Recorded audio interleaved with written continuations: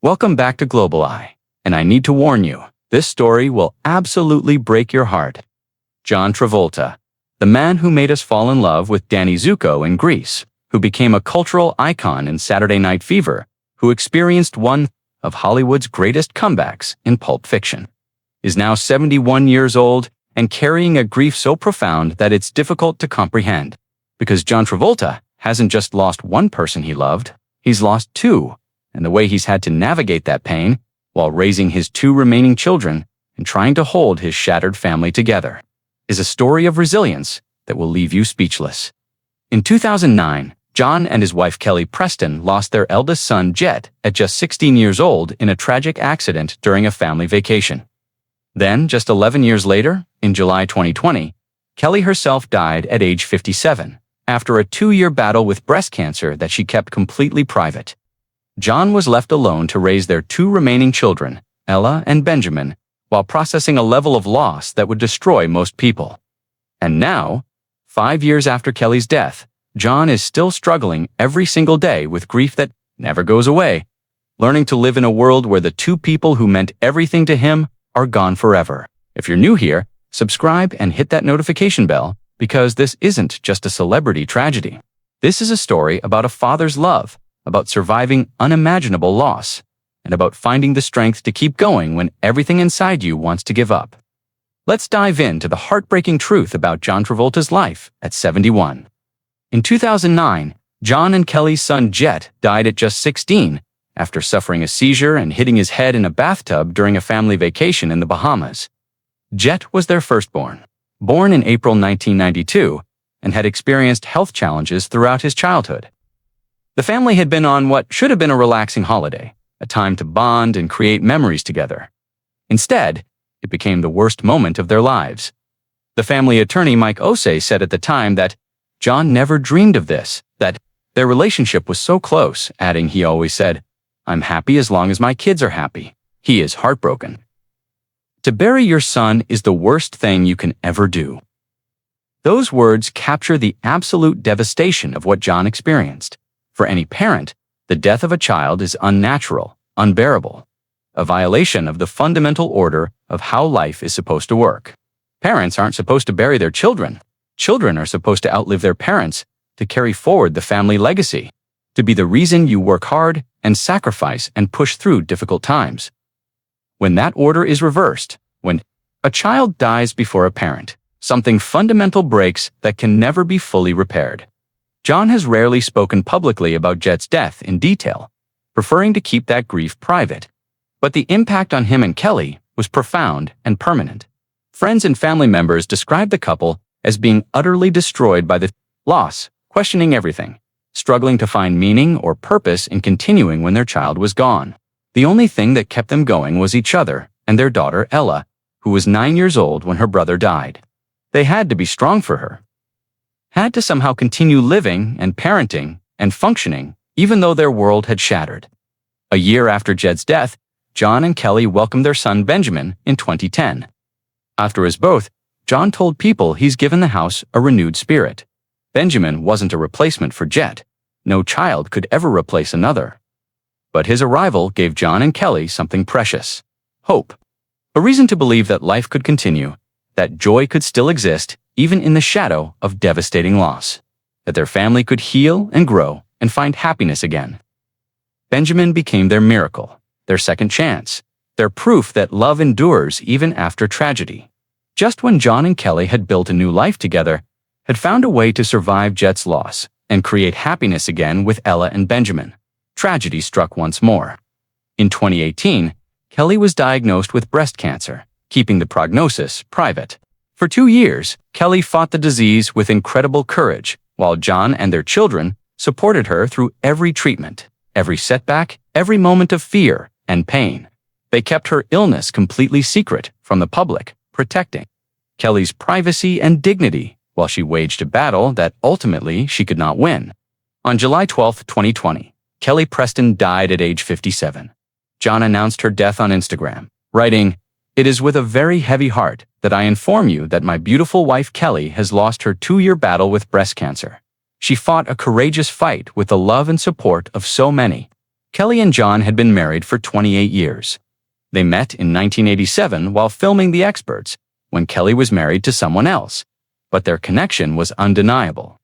They got engaged in 1991 and married later that same year. For nearly 3 decades, they had been partners in every sense of the word, navigating Hollywood together, raising their children together, surviving Jett's death together.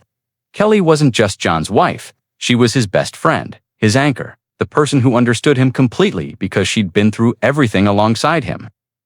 When Jett died, Kelly was there holding John together. When John struggled with the weight of grief and guilt and all the complicated emotions that come with losing a child, Kelly was the one who knew exactly what he was feeling because she was feeling it too. They had survived the worst thing that can happen to parents. And that shared trauma had bonded them in ways that went beyond typical marriage. Kelly was a dedicated mother and wife. She devoted herself to their children, supporting Ella's acting, aspirations, and being present for Benjamin as he grew up. She managed their household while John continued working. She was the heart of their family, the person who kept everyone connected and functioning. And now she was gone, leaving John alone to raise 2 children while processing the reality that both his son and his wife had been taken from him. The unfairness of it, the cruelty of losing 2 of the people he loved most within just 11 years, is almost incomprehensible. One of the most heartbreaking aspects of Kelly's death was how it affected Benjamin, who was just 10 years old when his mother died. After losing Preston to breast cancer in July 2020, Benjamin was worried he could also lose his father. John shared on Kevin Hart's talk show Heart to Heart that Ben said to him once, "Because Mom passed away, I'm afraid you're going to imagine being a child and watching your mother die, and then living in constant fear that your father might disappear next." Benjamin had already lost a brother he never got to meet. Then he lost his mother. And now he was terrified of being left completely alone. John told Benjamin, "Well, it's a very different thing, and I went through the differences about my longevity and her limited life." But then he got real with his son. "Ben, you always loved the truth, and I'm going to tell you the truth about life. Nobody knows when they're going to go or when they're going to stay." This conversation reveals so much about John as a father. He didn't sugarcoat reality or make false promises. He didn't tell Benjamin that everything would be fine, or that he'd definitely be around forever. Instead, he chose honesty, even though that honesty was painful and scary for a 10-year-old to hear. John continued, "I could die tomorrow. You could. Anybody can. So let's look at it like it's part of life." That's an incredibly difficult thing to tell a child, but it's also profoundly wise. Death is part of life. It's not something we can control or predict or prevent forever. The only thing we can do is live fully while we're here and love the people around us as deeply as possible for however long we have them. John was teaching Benjamin a lesson that he'd learned the hardest way possible. Through losing Jett and then Kelly at the end of their conversation, Benjamin asked his father if he thought he had 30 more years to live. John replied that, yes, he believed he had at least 30 more years. For Benjamin, that reassurance was everything. 30 years felt like forever to a 10-year-old. It meant his dad would be there to see him grow up, graduate, maybe get married, and have children of his own. Whether John actually believed he had 30 more years or whether he was giving his son the comfort he desperately needed, we'll never know. But the fact that he had to have this conversation at all, that a child had to ask his parent for reassurance that he wouldn't be abandoned, shows the devastating impact of Kelly's death on their entire family. In the years since Kelly's death, John has been remarkably open about his struggles with grief, offering insights that reveal just how difficult his journey has been. In an interview with Esquire Spain, John said, "The most important thing you can do to help another when they are in mourning is to allow them to live it and not complicate it with yours." This statement came from hard-won experience when Kelly died. Thousands of people reached out to John with their condolences. Their own stories of loss, their attempts to comfort him. John explained that people's grief can sometimes feel bigger than what you're experiencing, but that he learned it's better to let people cope on their own. Even though it's great to have company, sometimes it becomes like you're helping them, rather than putting yourself to work overcoming feelings of loss and grief.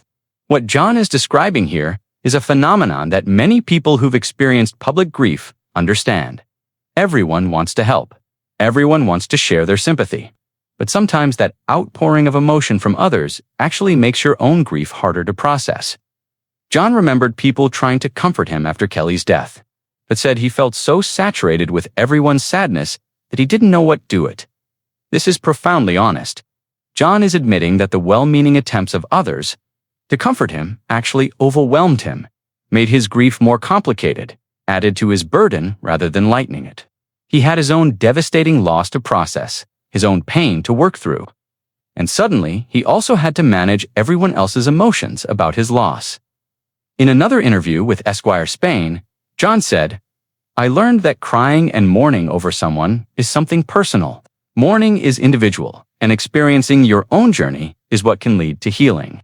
5 years after Kelly's death, John is still on that journey. He's still learning how to live without her, still figuring out how to be both mother and father. To his children, still working through the complicated emotions that come with surviving when the person you loved most didn't. The grief from Jett's death never fully healed before Kelly died.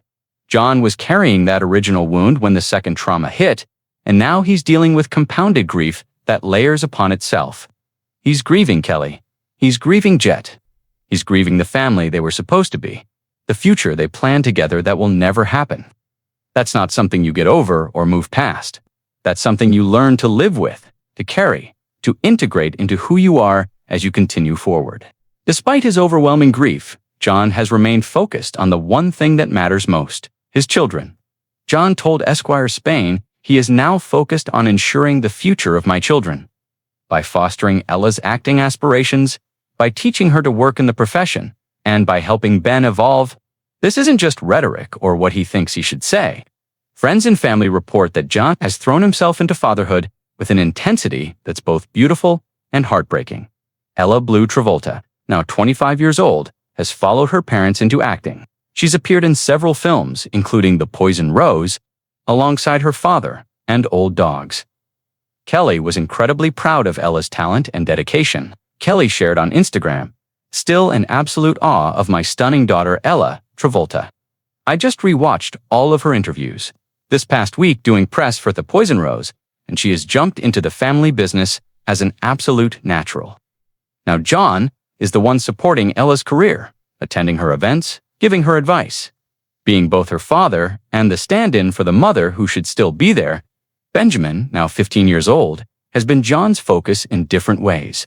Since Kelly's passing, John has focused on parenting their 2 children while processing his grief. He's been supporting Benjamin's athletic pursuits and maintaining an active presence in both children's lives. Benjamin needed extra attention after Kelly's death because he was so young and so scared.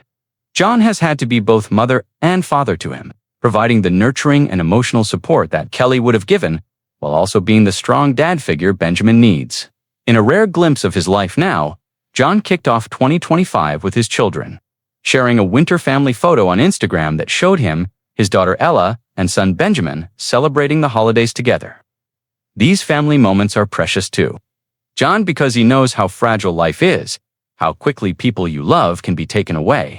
Every holiday, every birthday, every ordinary Tuesday evening together is a gift that he'll never take for granted again. The challenge of being a single father after losing your wife is immense under any circumstances, but John is doing it while also dealing with his own grief, while being a public figure whose every move is scrutinized. And while carrying the weight of having lost 2 family members already, he has to be strong for Ella and Benjamin, even on the days when he doesn't feel strong at all. He has to keep the family functioning, keep the household running, keep showing up for his kids even when the pain of Kelly's absence is overwhelming. Recent reports from 2024 stated that John Travolta might be looking for love again as his kids encourage him to move on nearly 4 years after Kelly's death. According to various sources, Ella and Benjamin have reportedly told their father that it's okay for him to date again, that Kelly would want him to be happy, that he doesn't have to spend the rest of his life alone. For John, the idea of moving on romantically is complicated by loyalty to Kelly's memory, fear of replacing her, and the reality that nobody could ever fill the void she left. John has reportedly taken a vow of celibacy and remained single since Kelly's death. For 4 years, John focused entirely on his grief and his children, not even considering the possibility of another relationship. But at 71 years old, with his children getting older and needing him less, John faces the prospect of decades of life ahead without Kelly. The question becomes, can he allow himself to find companionship again? Or would that feel like betraying the woman he loved for nearly 3 decades? Reports suggest that if John does eventually date again, he's looking for someone who is gracious, funny, and understanding of his situation. Someone who can accept that Kelly will always be the love of his life, that his heart will always carry her memory, and that any new relationship would have to coexist with that reality.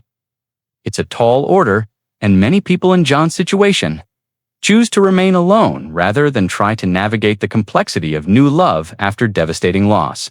Whether John ultimately decides to date again or chooses to focus solely on his children and his own healing, what's clear is that Kelly's absence remains the defining reality of his life.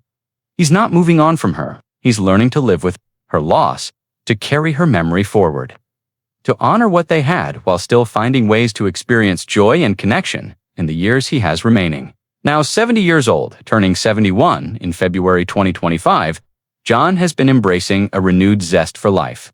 He's been traveling with his children, including a special father-daughter trip to Paris with Ella to attend the 2024 Olympics. John has also continued his passion for aviation, piloting his own planes, and sharing that love of flying with his children. These activities aren't about running from grief or pretending everything is fine. They're about showing Ella and Benjamin that life continues, that joy is still possible, that Kelly would want them to live fully even though she's not here to live it with them. John told Esquire that the kind of legacy he leaves is out of his hands. The legacy is created by all the people who have loved and helped me over the years. I leave it to them to form whatever memory they wish to have about me. That statement reveals a man who has stopped trying to control his narrative, who understands that his worth isn't determined by public opinion or career achievements, but by the relationships he's built and the love he's given to his family. The tragedy of John Travolta at 71 isn't just what he's lost, it's how he's had to keep living despite those losses, how he's had to be strong for his children while falling apart inside, how he's had to navigate grief that most people couldn't survive. But there's also triumph in his story. John has survived. He's raised 2 remarkable children through unimaginable circumstances. He's kept his family together when it would have been easier to fall apart completely. He's shown Ella and Benjamin what resilience looks like, what it means to keep going when everything inside you wants to give up. Kelly and Jett are gone, but their love lives on through John and through the children they're raising. Every time John supports Ella at a premiere or teaches Benjamin something new, he's honoring Kelly's memory. Every time he chooses to keep living fully despite his pain, he's proving that love is stronger than death, that family endures even when members are missing, that the human spirit can survive almost anything if it has a reason to keep going. For John, that reason has always been his children, and that's what's carried him through the darkest periods of his life. At 71, John Travolta's story is one of the most heartbreaking in Hollywood history. He's buried his son, he's lost his wife of 28 years, he's raised 2 children largely alone while processing grief that would destroy most people. But he's still here, still showing up, still being the father that Ella and Benjamin need, still honoring the memories of Jett and Kelly by living as fully as he can despite the pain. 5 years after Kelly's death, John continues to struggle with grief that never fully goes away. But he's also found ways to keep moving forward, to find moments of joy with his children, to create new memories while honoring old ones. His story reminds us that tragedy doesn't have to define us, that love endures even after death, and that resilience isn't about being unbreakable, but about continuing to get up each time life knocks you down. What's your perspective on John Travolta's journey through grief? How do you think someone survives such devastating losses? And what does his story teach us about love, family, and resilience? Share your thoughts respectfully in the comments below. If this story moved you, please give it a thumbs up and subscribe to the channel for more deeply researched stories about the human side of Hollywood. Hit that notification bell so you never miss our next video. Thanks for watching, and remember, love and family are what truly matter in the end.